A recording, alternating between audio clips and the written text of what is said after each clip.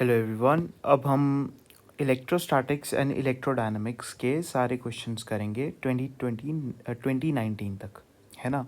तो मेरा यही मोटिव है कि मैं मैकेनिक्स, इलेक्ट्रोडायनामिक्स, स्टैटिक्स के 2019 तक सारे क्वेश्चंस पहले करा दूं एंड फिर उसके बाद अगले कराऊं, मतलब 2018 से लेके 2007 तक के, क्योंकि वही रेलिवेंट प्रॉब्लम्स हैं।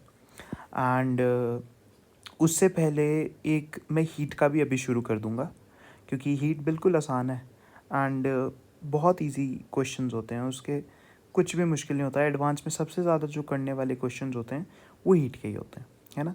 अभी हम इलेक्ट्रोस्टैटिक्स एंड डायनामिक्स करेंगे। इनमें कौन कौन से चैप्टर्स आते हैं? फर्स्ट आता है इलेक्ट्रोस्टैटिक्स, इलेक्ट्रोस्टैटिक्स। दूसरा आता है पोटेंशियल।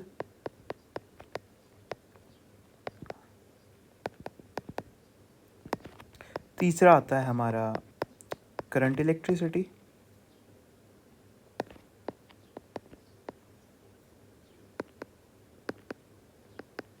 चौथा आता है हमारा कैपेसिटर।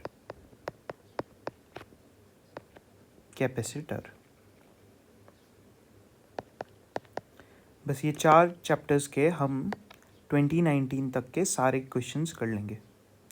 एंड हर एक साल में 8-8, 9-9 क्वेश्चन सिर्फ इन 4 चैप्टर से ही पूछे हैं, मतलब कि इसकी वेटेज बहुत ज़्यादा है। तो 36 क्वेश्चंस अगर पेपर 1 और पेपर 2 दोनों में होते जेईई एडवांस में, तो उसमें से मिनिमम बता रहा हूँ मैं, मिनिमम 6 तो पूछ रखे हैं। एंड मैक्सिमम 2022 में हुआ था 10 पूछे थे जिसमें, एंड दैट्स इनसेन। मतलब कि 29 या 28% सिर्फ इन 4 चैप्टर्स की ही सबसे ज़्यादा भारी मात्रा थी, है ना। तो हम इसको पहले पूरा कर देते हैं 19 तक, एंड 19 से पहले फिर पिछले वाले करेंगे, क्योंकि उससे पिछले बहुत आसान है। जो अभी जो रिसेंट में पूछ रखा है 19 से लेके 2025 तक, वो बहुत अच्छे क्वेश्चन है। एंड सच बताऊं, अगर ये चारों तुमने पढ़ रखे होंगे ना अच्छे से, तो तुम्हें जेईई एडवांस के क्वेश्चन ऐसे लगेंगे कि बिल्कुल ही ईजी हैं। ठीक है, तो हम स्टार्ट कर देते हैं इसको करना। तो फर्स्ट क्वेश्चन 2025 से करेंगे। अब मैं सीक्वेंस वाइज चलूँगा, 2025 से लेके 2029 तक, है ना, 2019 तक, सॉरी, है ना।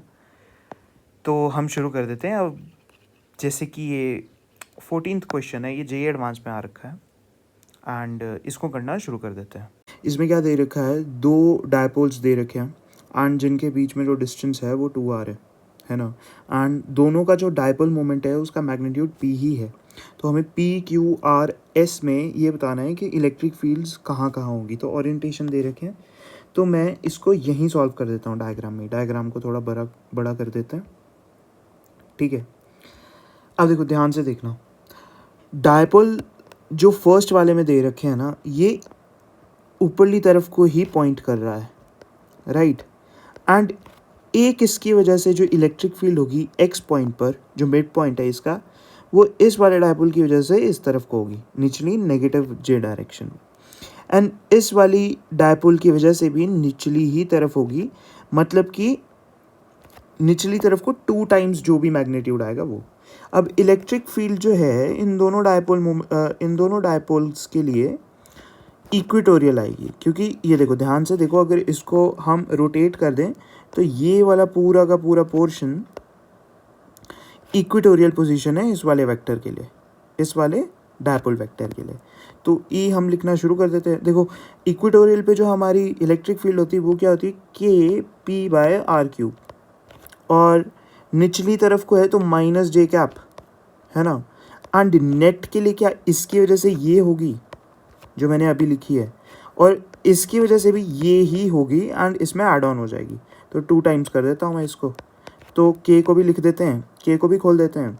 तो -PJ/2πε0 इंटू r³, ये किस में आ रहा है, सेकेंड वाला। तो p तो सेकेंड हो गया, है ना। अब सिमिलरली देखो, सेकेंड वाले में क्या है, ऑपोजिट डायरेक्शन है p की, डायपोल्स की ऑपोजिट डायरेक्शन है। तो इस वाले डायपोल की वजह से इस पे निचली तरफ को होगा, इस वाले डायपोल की वजह से इस तरफ को होगा। अच्छा, दोनों का मैग्नीट्यूड सेम है, तो इलेक्ट्रिक फील्ड का जो मैग्नीट्यूड आएगा वो भी सेम आएगा, बट होगा क्या, ऑपोजिट डायरेक्शन में, तो ये दोनों कट जाएगा। तो जो इलेक्ट्रिक फील्ड आएगी नेट वो 0 आ जाएगी इस केस में, है ना। तो फर्स्ट वाला हमारा आंसर आ जाएगा।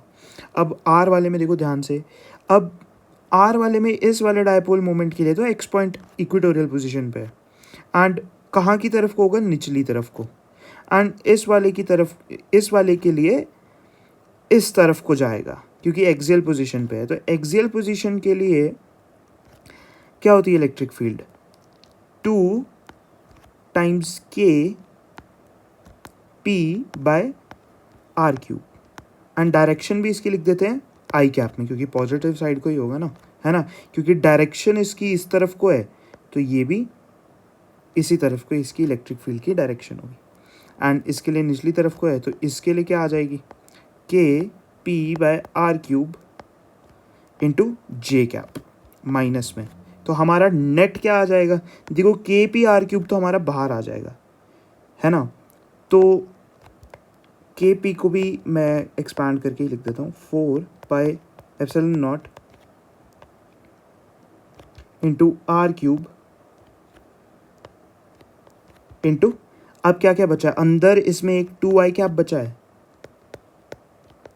माइनस एक जे कैप बचा है जो कि फोर्थ वाला है, तो आर का 4 हो गया, पी का क्या था 2 एंड क्यू का 1 एंड एस का क्या आ जाएगा। अब देखो एस के लिए क्या होगा, इस वाले डायपोल के लिए क्योंकि इसका डायरेक्शन इस तरफ को है, तो इलेक्ट्रिक फील्ड का डायरेक्शन एक्स पॉइंट पर इस तरफ को ही होगा, एंड इस वाले के लिए भी सिमिलरली जैसे हमने यहाँ किया था सेम ही हो जाएगा कि इसकी वजह से भी ये अपनी तरफ ही अट्रैक्ट करेगा, तो मतलब कि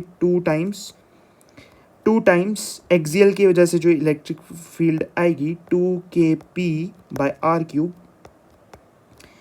इंटू आई कैप, तो 4 आ जाएगा। एंड तुम्हें ये समझ आ रहा है कि k में जो है वो 1/4πε0 है, 4 कट जाएगा, तो यहाँ पर 4 नहीं है ना, तो 4 और 4 था ना एक्चुअली ये, तो 4 से 4 कटेगा, तो s का जो हमारा आंसर आ जाएगा वो 5 आ जाएगा।